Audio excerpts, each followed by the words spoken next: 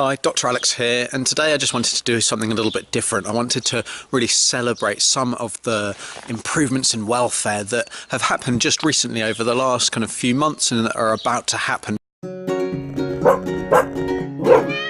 So the first one was the introduction of Lucy's Law to England. It's something that I've talked about in Why You Shouldn't Get a Pet Shop Puppy, and really it's something that aims to really just prevent to eliminate puppy farms or puppy mills. So it's the ban of third-party puppy sales to people. So if you want to get a new puppy now in England, then you need to go to the breeder. You need to actually go to where they're bred. You can't go and pick them up from someone else, from a pet shop or anything like that. And that really cuts off a huge supply of puppies that are coming from puppy mills. So that's really great, and you know, it's something that's been fought for a long time by a lot of people. So you know, it's just all of their hard work has paid off.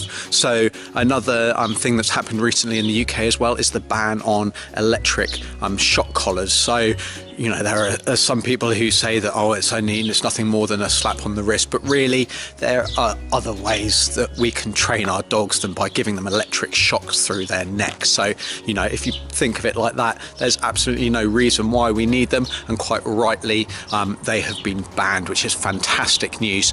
So something that's happening a bit closer to home for me is that New Zealand is banning all forms of tail docking in puppies. So that's just great news. So in other parts of the world there are maybe bans on docking tails apart from in working dogs, but actually there's some really good information that shows that only about 1 to 2% of working dogs will get a spontaneous injury of their tail.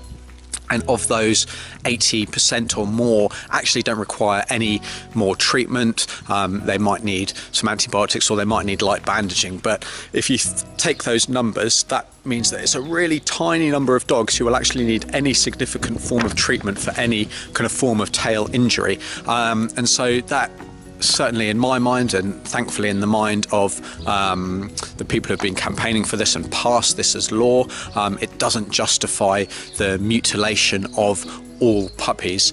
Certainly for dogs that aren't working dogs, then really there's no real risk. Very few will have injury, and it's just because we've got used to seeing breeds, you know, like your Dobermans for example, without a tail, but that doesn't make it right.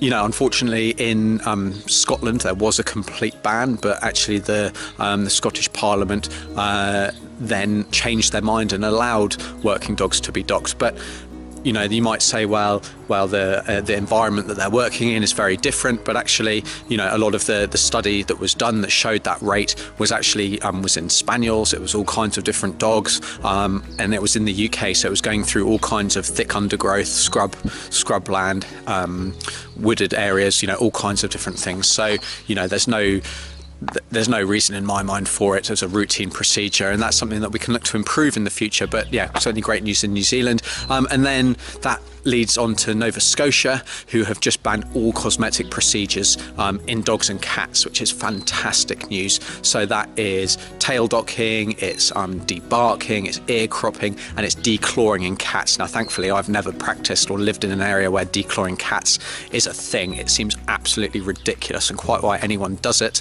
and wants it for their cat is completely beyond me, but it's certainly not something in my mind that has any kind of role or any part of cat ownership or of cat vetting. So you know, Nova Scotia is to be congratulated for banning all of those things in new legislation that will that will take effect very soon. So you know, there's some really great welfare wins over the last few months, but yeah, there's always room for improvement. We you know, can look to put these legislations to be in place in other countries. So you know, if it was a worldwide thing, fantastic.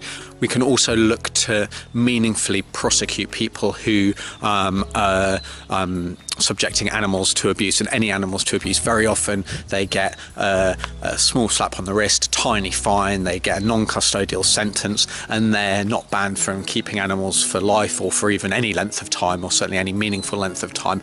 And really that's not good enough in this day and age. There's great evidence as well that people who abuse animals then go on to abuse children, or to to be part of domestic abuse situations. So, I think we need to be putting a significant marker in the sand and say this is not acceptable in our society, and if you do subject any animals to abuse, then you're going to be subjected to a meaningful sentence. So that's something that I think could be improved as well. So let's celebrate the wins, and there have been some fantastic wins in the welfare of our pets, but there's also always work to be doing. So let's kind of work towards those common goals. That might be education as well, just educating people. So another welfare point is the breeding of dogs and cats. So our flat-nosed dogs and our flat-nosed cats, who suffer all kinds of problems, are breeds like Dachshunds, who have disc disease and bad backs, our Shepherds or our Labradors with arthritis. There's always things that we can do to improve the situation that doesn't involve legislation, and just by being aware of the issues, spreading the word, we can make a real difference. So yeah, that's it from me today. I'd love to hear your thoughts in the comments down below. Is there anything that you would like to see change? Is there any legislation that you'd like to see that gets brought in? I know there's another one, Finn's Law I think it is, which looks at providing greater protection to police, dogs and also horses in the UK. So that's something to keep an eye on. But is there anything else that you think should be happening? What are your views? Please leave me a comment down below. I'd love to hear from you. But yeah, until next time, I'm Dr. Alex from Our Pets Health, because they're family.